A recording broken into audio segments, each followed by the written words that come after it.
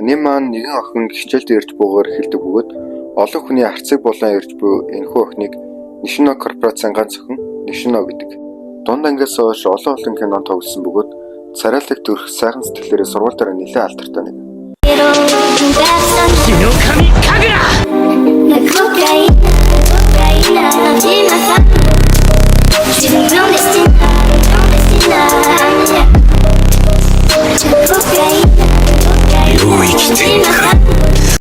Сайн байцгаана уу? Ингээд та бүхэндээ ярьж хинээ нэмаар M-ness Shadow гэх маш сонирхолтой анимыг ярьж өгөх болно. Nishino маань гуталсалх өрөөнд таарсан энэхүү бүрэг залуу бол Minoru Kageno буюу манай анимын гол дүр. Ангитай хинтэж ярихгүй дасгал хийгээд сууж байгаагаас нь үзвэл нэлээд дотгошоо төрлийн хүн гэдэг нь тодорхой байдаг. Хичээл дарсны дараа жолооч нь Nishino гэрж авах байсан боловч дээрэмчдэд баригдаж алуулдаг. Nishino жолоочтойгоо ярих гэсэн боловч утас нь олбохдохгүй байсан болохоор гэрлүүгээ алхахаар шийднэ. Яг энэ үед Kageno сургуулийн дээдл байгаас Nishinoог ганцаараа гараад явж байгааг нь хардаг. Nishino гэрлүүгээ алхаж яваад түрүүн жолоочийг нь хөнөөс нь дээрэмчдэд баригдан бацаалагдаж нэгэн гаражт хоригддог. Яг энэ үед Дэлхидийн Kageno гадаа нэрцсэн бичлэг хийгээ зогсож байгаа бөгөөд гарынхаа шуунаас нэлээд хүнд болтой хоёр жинг хаяад бэлтгэлийнхаа цүнхнээс маск, зэвсэг болон хар хувцас гаргаж ирдэг. Эндээс нь үзэхэд мань хүн зүгээр л нэг энгийн ахлах сургуулийн сурагч биш гэдгийг тодорхой болно. Тэгээд байдал яг эвгүй технүүдэ гэж байтал гинт.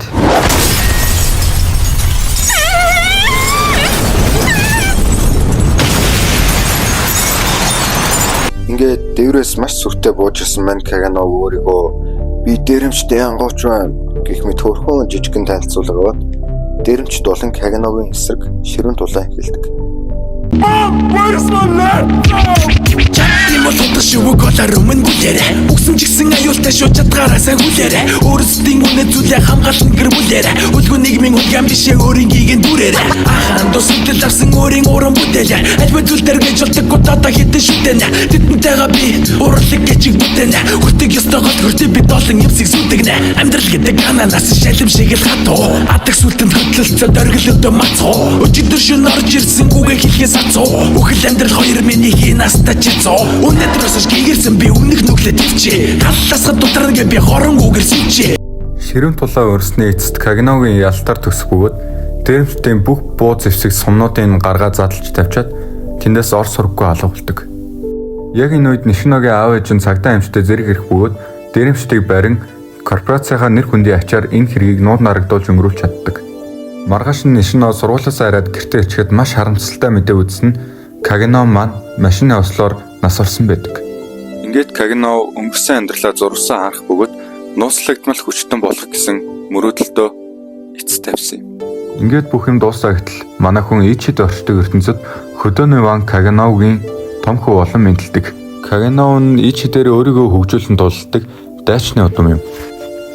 Ингээд цаг хугацаа өнгөрч манай хүн том болсон байх бөгөөд хажууд нь хад чулууг нэг цавч буй энэхүү охиныг Claire Kageno гэх бөгөөд түүний ганц эгчв.